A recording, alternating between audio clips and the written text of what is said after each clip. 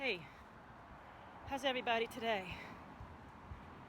I am doing my reflections this week in class on a little bit of something I got from the summer solstice on Saturday.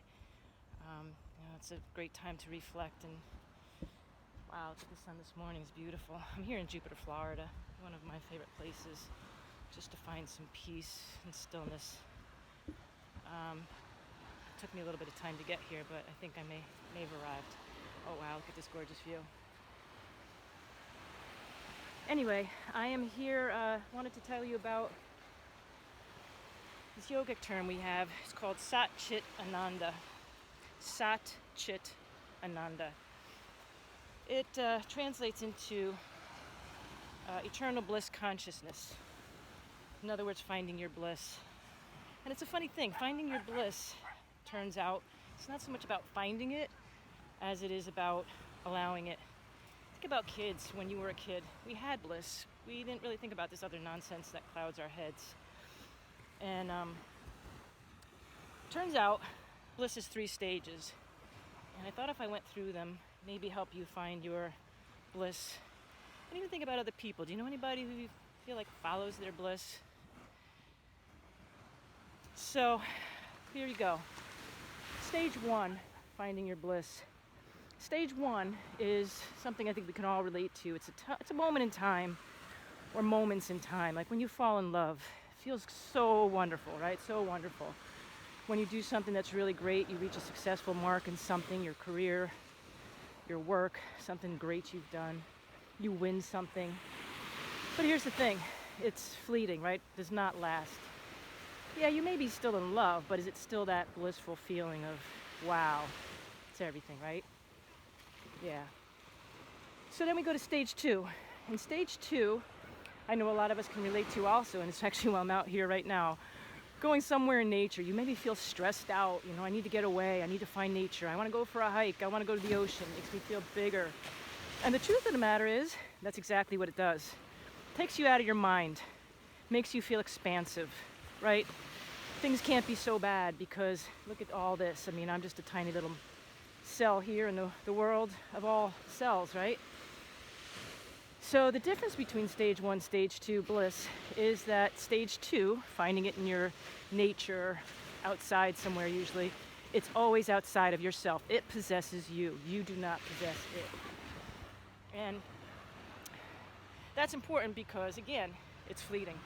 It's not going to last that long. You're going to leave the ocean, you're going to leave the forest, you're going to leave your hike, your camping trip, whatever. It stays for a little bit of time, but then it goes, right? So that brings us to stage 3. And stage 3 is the transformative stage, the one you want to reach.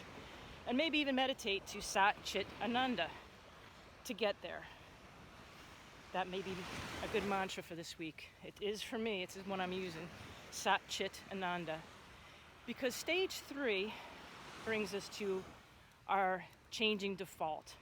We all have a default. Think about it, like the time when you get cranky, the time of your emotions, the things you allow, your beliefs, your things that annoy you or bring you happiness, the things you focus on day to day, moment to moment. And we either have a positive one or a negative one. Let's face it, we all know people who are that negative one you really can't be around too much. And the people with the positive one, of course, you want to be around because they're so fun to be around. Positive, right? Loose, light, easy.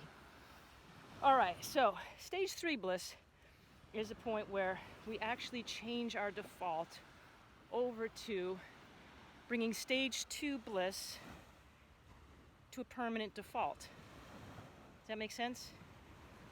The stage 2 bliss that we felt outside of ourselves actually becomes part of ourselves. It's no longer outside of us, it's within us, which it always is within us. We just had to uncover it. Makes sense, kind of, right? It makes a lot of sense, actually. So that stage 3 bliss is where we actually change our view of the world. We change us. Life starts becoming our friend. Our mind starts becoming our friend. I know a lot of you, me included, myself, I'm not here to preach at all. I'm here to tell myself all the time. Our minds are not our friends all the time. A lot of times it feeds us that negative stuff. And that's no good. It's not a healthy life. Sat Chit Ananda, focusing on eternal conscious bliss. eternal conscious bliss. Sat, Chit, Ananda. So all my classes this week will be focusing in on that. I invite you to use that as your mantra this week and meditate to it. And try to catch yourself at the moments where you feel bliss. And catch those moments when you don't. And see if you can just change that default setting, even just a little bit, to find more of this. Because you know what? Life's pretty damn good. All right, everybody. I gotta go back to my run. Peace.